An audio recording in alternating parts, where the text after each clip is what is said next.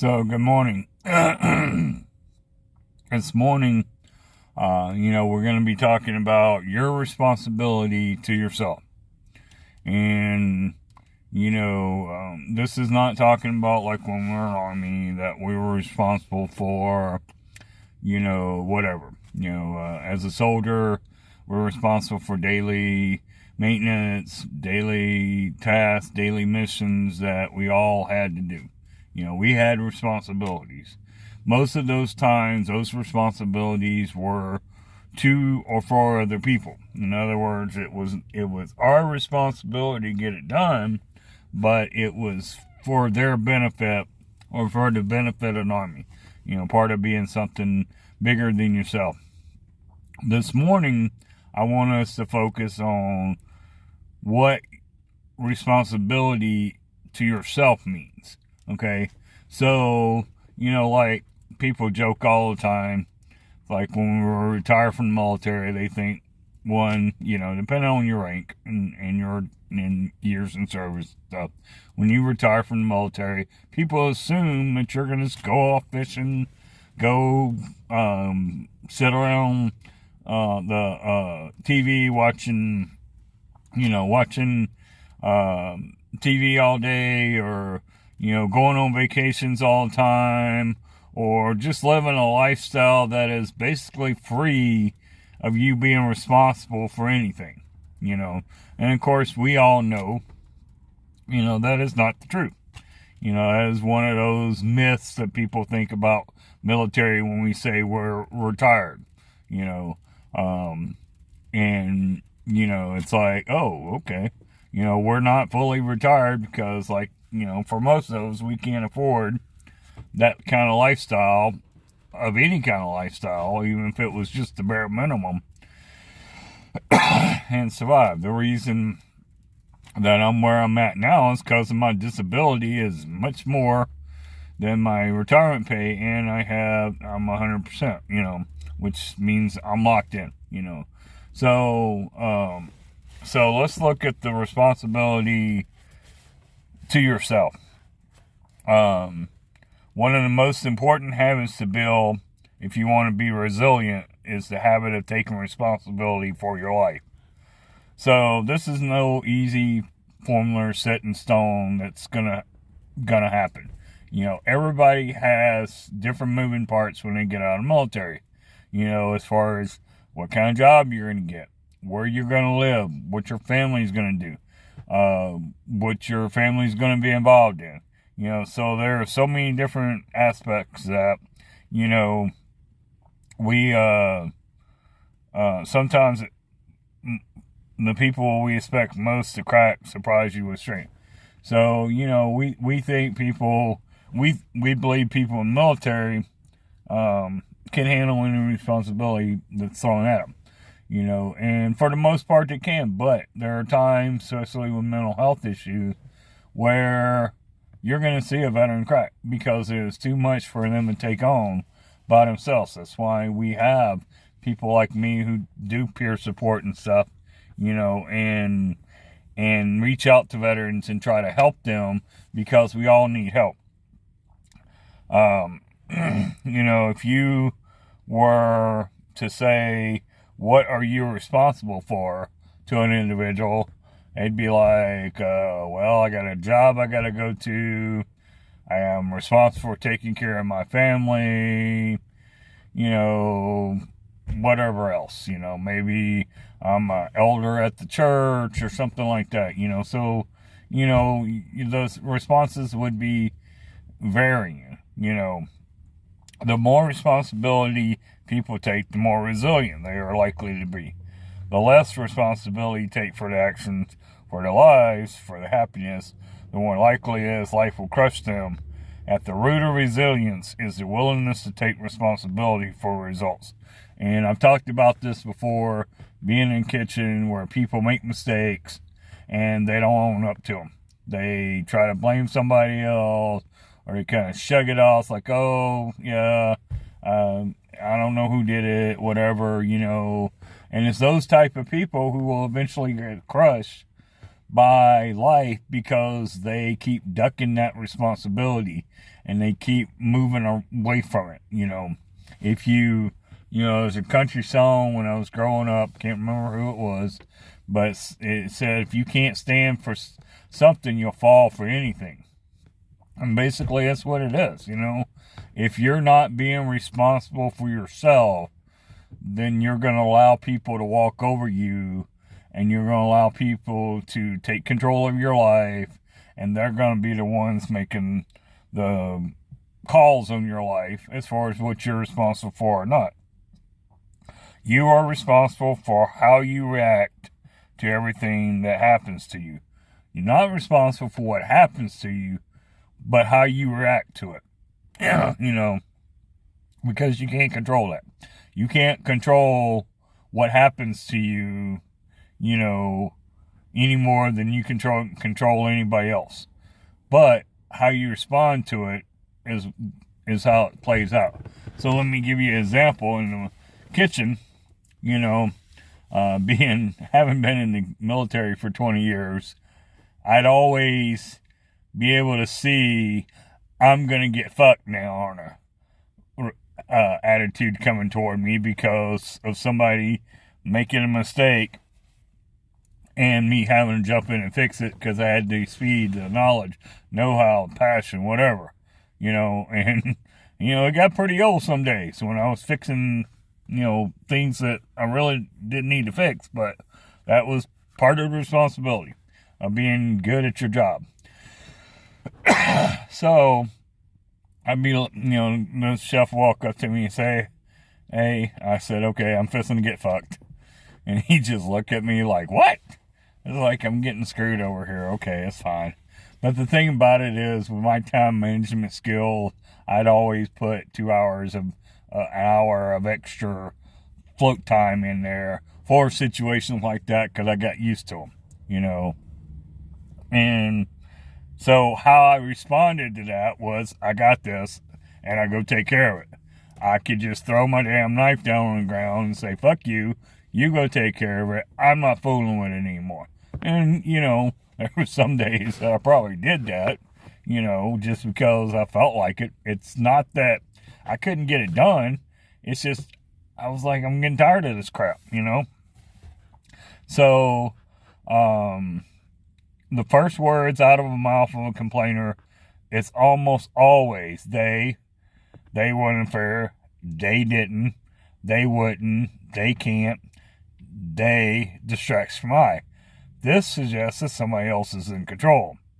On the other hand, as soon as we say, I am responsible for, we take control of something. So the same thing applies to just what I said. I could have said, they keep screwing up. And I probably said that. Or, they're the reason I'm getting fucked today. Whatever. But, as soon as, I took a deep breath and said, okay, I am responsible. I got it. And I took care of it. And that is something that you have to realize that carries more weight than they.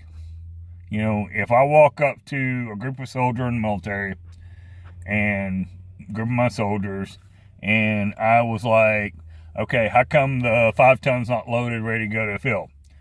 And if I got anything other than what I wanted, if they say all the mechanics or all supply, it's like, no. Fix it. Fix the problem. Get that truck loaded, because 0530 tomorrow morning, full battle rattle, let's go. You don't do that, and, it depends on the leader, but, I told people all the time, I said, you are responsible for this. I used to give my soldiers responsibility by hand receipting equipment down to them. I'd be signed for all the equipment. So I'd be like, okay, you're the one driving this truck. You're the one responsible for it, making sure it's maintenance, keep all that. I'd make them sign 3161, which it's a basically a thing saying I'm responsible for this piece of equipment, in civilian terms, and it was theirs, so if when I came around to do my inventory of equipment on that truck and I was missing a screwdriver, I'd be like, where's the screwdriver? I'd make them responsible for it. So, that's how you can give people responsibility. That works in the military. That does not work in the civilian world, because most of the time people are going to sidestep that responsibility. Taking responsibility requires courage, because the person who takes responsibility is very likely to feel fear. And, depending on the situation I was in the military, that happened, because of the gravity of the situation. Like when I was in charge of convoy operations in Tikrit in 2003, we were new to the area. We needed the intel and stuff to tell us what we were looking for when we went outside the wire. I was fearful, because one, we're in combat, two, enemy's not so clear, and three, it's just one of those things that, it's one of those things that you have to realize it takes courage to take responsibility. If taking responsibility was not going to cause fear, more people would do it, And so that's why being responsible for yourself is so much bigger than being responsible for something else, because you are the one in control of it. Fear is a core emotion. A life without fear is an unhealthy life. I have known people who had this happy-go-lucky attitude throughout life, where they basically were like joyful. Oh shit, my house just blew away. I'm okay. Or my dog died. I'm okay. And that's them living in denial of what's really going on. And that's an unhealthy way to live your life. Focus on not wiping out your anxiety, but directing your anxiety to worthy means. And that's what I do. That's how I deal with my anxiety. I focus it toward helping veterans, and through helping veterans, I get help with my anxiety, so that my anxiety goes down, and, people always want to kind of get rid of anxiety, and people aren't going to get rid of anxiety. Anxiety is not something you can just take a pill and it's gone. You can take a pill and maybe help you control it, for the ones that need it, but it's not going to poof. People are always going to always be anxious.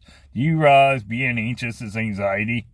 If you are anxious over making enough money every week, or maybe you get anxious every time you go to the grocery store because too many people or whatever, or you don't want to deal with stupidity, whatever.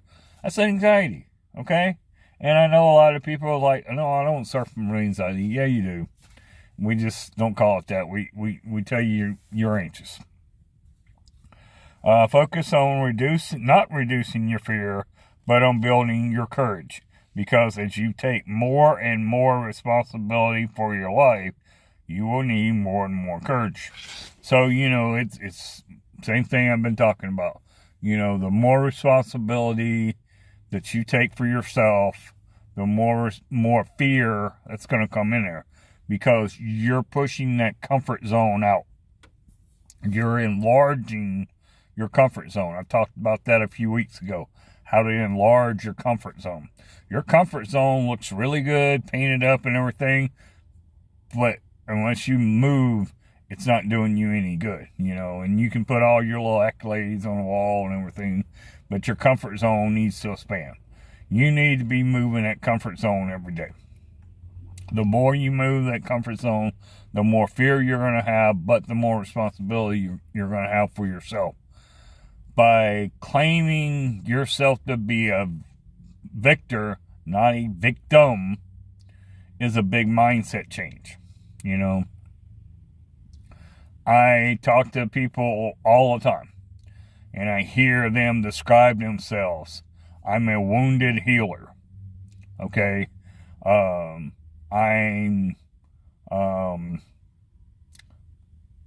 I suffer from depression, anxiety. I can't think of that one. But the thing about it is, I'll get a little thunder here. That's nice. Texas weather for you. It was sleeting earlier. But anyway, it's like you're a wounded healer. What does that mean? You're still wounded and you're healing, or you're going to stay wounded and you're not going to heal? You need to clarify it, because in your mindset, you need to know if you're the victor or the victim. And people will play the victim card all the fucking time. And I hate it, but it's where they're at. And I'm hoping one day that they take responsibility for themselves and they move out of that comfort zone. And they move out of that victim mentality. Because as long as you stay in that victim mentality, you will continue to be a victim. Just all it is.